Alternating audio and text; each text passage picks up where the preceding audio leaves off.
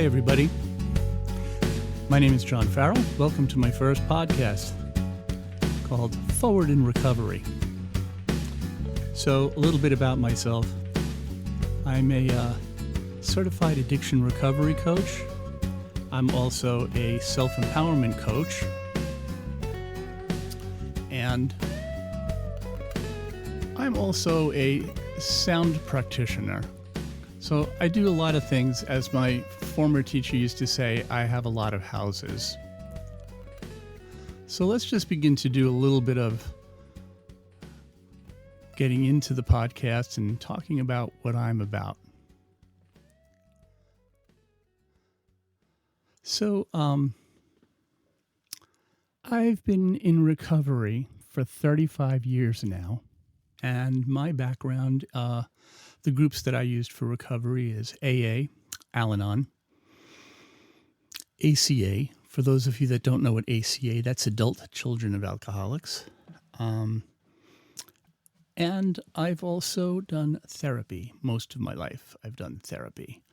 I am a big proponent of therapy. And in the last couple of years, during the pandemic, I decided to switch from one of the careers that I was doing. I'll get into that in a moment, but I decided to study for the certification is now called CERPA, Certified Recovery Peer Advocate. And I took the classes and I got certified. And then I went for my second certification, which is a Certified Addiction Recovery Coach, and or a certified alcohol recovery coach. I prefer to say addiction because, there's so many different things out there. And I have to say, I really love the language that we use as recovery coaches.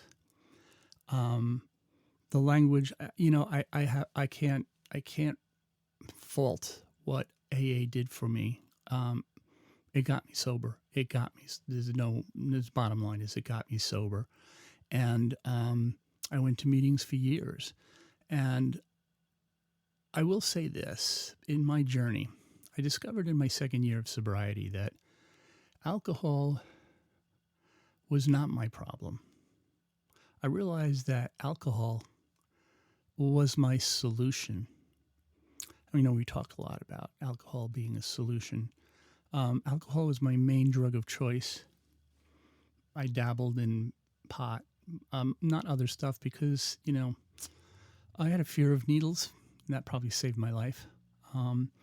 But I'm mostly alcohol. It was legal. You got a sales receipt when you bought it. And back when I was drinking, there wasn't the kind of laws that there were today, and the kind of stigma about, driving while drunk. There wasn't the kind of cops would just follow you home or let you off and just drive slowly, So not that I never drove drunk. I just never got caught. I never got arrested. I never lost a job. I never got fired.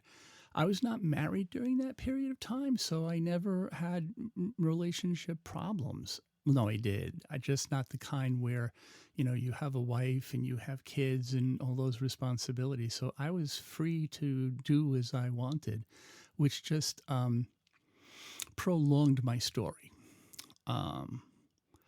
But, as I went on in AA and as I learned more things and as I was in therapy for a longer period of time, and, I'll tell more about my story later, but a lot of it's kind of not that important. It's just that I used a lot of techniques and things that I learned. I became a private voice teacher, and the method that I used there was that, singing is just a physical thing, but really what stops people from really getting where they want was their emotions. And so I delved into that and I studied that, and I became a very successful voice teacher because I had the physical components down. But what I was really dealing with was the emotional problems and how the emotional problems affected the physical. But I digress. So that was just setting up for me becoming a coach. So during the pandemic, I got my certifications and I was lucky enough to get a job. So I left my career as a teacher and added one more thing to my resume of going from being a professional musician and working in theater, then becoming a teacher. And, my story is long. 35 years is a lot of journey. That's all I'll say about that. So now I am, after working in a mental health agency, I'm now striking out on my own because I found it to be limiting. I found it to be limiting in the things that I do and I like to do. And so I talk about, and I think I'm going to go with the idea for my podcast of forward in recovery. One of my favorite sayings that I learned in program is the rear view mirror is small for a reason. And I think that's kind of one of the things that really keeps me going. It's look forward in recovery. Looking back, we also say looking back, but don't stare. When I first came in, those phrases drove me nuts, but, now I understand it a little bit. Some of the things, though, bothered me. For me, a day count was really important. And I understand that some people don't like day counts today. I have to say, I'm a real big fan. I love what people are doing with this whole Sober Curious movement. I think it's fantastic. I'm a little worried that it doesn't necessarily cover or let people or allow people to delve into some of the emotional things that they need to.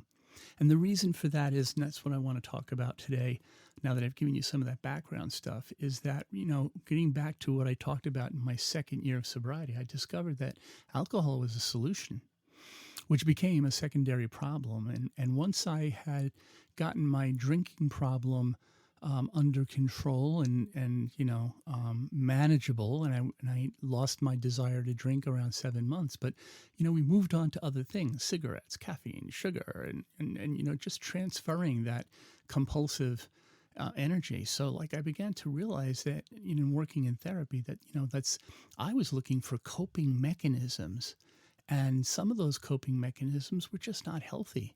Not only were they not healthy, but I wasn't really addressing the real reason, what was going on underneath. And so, when I moved on to Al-Anon, I began to deal with relationship problems. They have a phrase when you go to AA and Al-Anon, they call you a double winner. You can decide whether that's a loss thing or a win thing. I chose to look at it as a win thing because, AA promised me that they would teach me how to not drink one day at a time. But Al-Anon gave me a more emotional look. I used to laugh when I would be in Al-Anon and I'd say, there's a duck in my backyard again and it's quacking. And once again, I'm surprised, because relationships were a huge problem for me. Not just romantic relationships, but friend relationships, work relationships, any kind of relationship. I did not grow up knowing how to do relationships because, alcohol was my only relationship and drugs. So in any case, I came to realize that I had chosen alcohol as a coping mechanism, and it worked till it didn't work. And so, that's where I guess therapy became really, really important to me.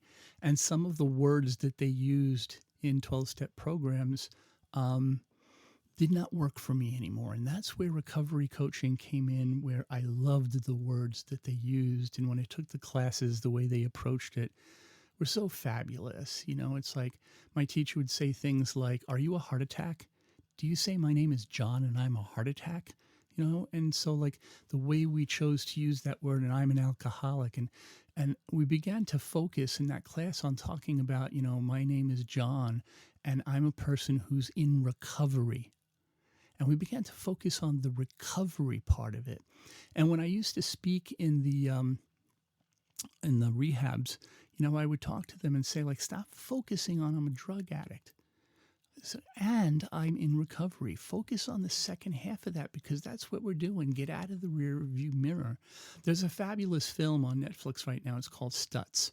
And Jonah Hill, the whole thing is a documentary where Jonah Hill interviews his therapist, and I'm absolutely in love with Phil Stutz. I love his whole technique, but he has this thing where he coins it. It's called the maze. He said people get stuck in the maze. And all they do is sit there and talk about life is not fair and why did this happen to me and stuff happened to me and now I have to fix it, you know. And the bottom line is I have a belief that 99% of all people who choose some sort of substance abuse, and that substance abuse can be anything. It can be food, it can be relationships, it can be shopping, it can be alcohol, it can be drugs, it can be pills, it can be medicine, it can be anything. It's anything that we use to dissociate or to just avoid things that we don't want to feel. And a lot of that is trauma that happened to us when we were little. And let's face it, there's no exam or learning class to have children. There's no licensing test you have to pass to become a parent. My parents, and there's a phrase, I learned this thing where they say the parents did the best that they could. And that's kind of a cop-out. It really is. You have to go back and you have to look and you have to say what happened. And you have to acknowledge what happened. And then you have to find a way in the process of working it out, finding out where things happened to you and where it affected you and where you chose a coping mechanism. And we call this adult child work because those mechanisms don't work for you anymore as an adult. They actually cause harm in your life, or they stunt your growth, or they hold you back. And so there's also a phase that comes where, hopefully we can work out some kind of let go from your parents, either rebuilding that relationship or not. That's up to the individual person and the work that you do. I will say to people, when you hear that phrase, for example, everything happens for a reason. I don't believe that. I believe that's an individual choice up to the person. It's as a coach or a self-empowerment coach, there's no way I'm going to say to a client from Uvalde that there's a reason that your child was killed. There's absolutely, how can you even say that? If a person finds something for themselves that gives them a reason in their grieving, that's their choice. I would never in a session or to a friend or to anybody say like everything happens for a reason. If a person says, I don't believe that, that's their choice. So in looking in the past, some people will find that like some things happen and they may come to a decision saying for themselves, saying, well, my parents did the best that they did. That's what they did. In my own background, I acknowledge what happened to my parents that caused them to not have the capabilities to be there as parents for me. That's a separate thing. It doesn't take away from the abuse that I suffered as a child or that any of the others in my family suffered as a child, and we all did. And we all went out with that baggage, that bowling ball around our neck. And every time I'm working with a client, I hear, well, my parents did that to me, so why do I have to fix this shit? And that's what Phil Stutz calls the maze. And it's like, well, it's my life now. I'm an adult. And when we're hearing those voices, that's our ghost parents. We were a little kid then, but we're not now. Little kid then couldn't do anything. And, I do have to put a little line on this that says basically, it's like not everybody grew up in an abused family.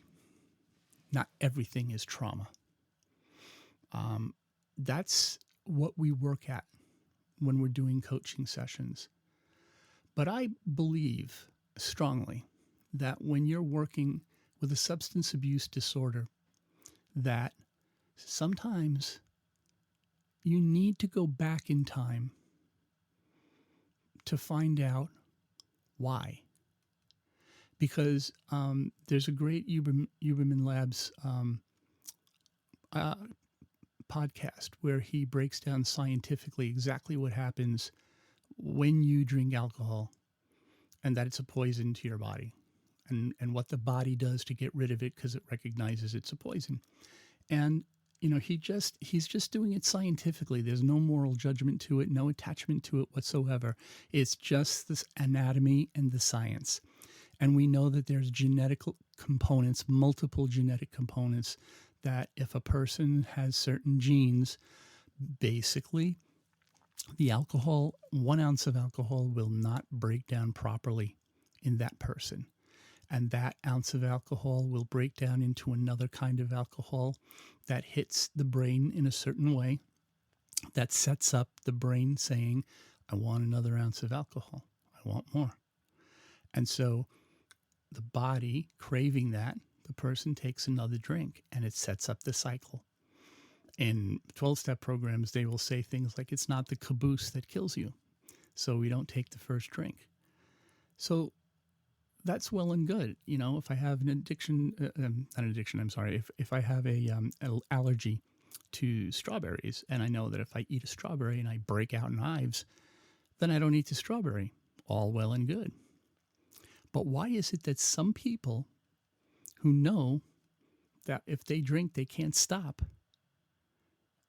And it's like, well, I need to not drink. Yet they will continue to drink. Their journey becomes about finding a way to learn to drink, finding a way to control the drink. Their loved ones come to Al-Anon, and they're all about learning some way that they can help their loved ones drink responsibly when they first come. They don't realize that program is for them, not the drinkers. And so, a lot of people's time and energy get consumed and wrapped around this bottle, trying to control themselves. Well, that's not physical, that's mental. So we know back in 1930s, Dr. Silkworth had this idea that it was an allergy. It was an allergy of the body. They just didn't have DNA at that time to get into the genetics and all that kind of stuff. But he was onto something. And he couldn't even write his name in the first forward of the big book because he would have been ridiculed by doctors at the time.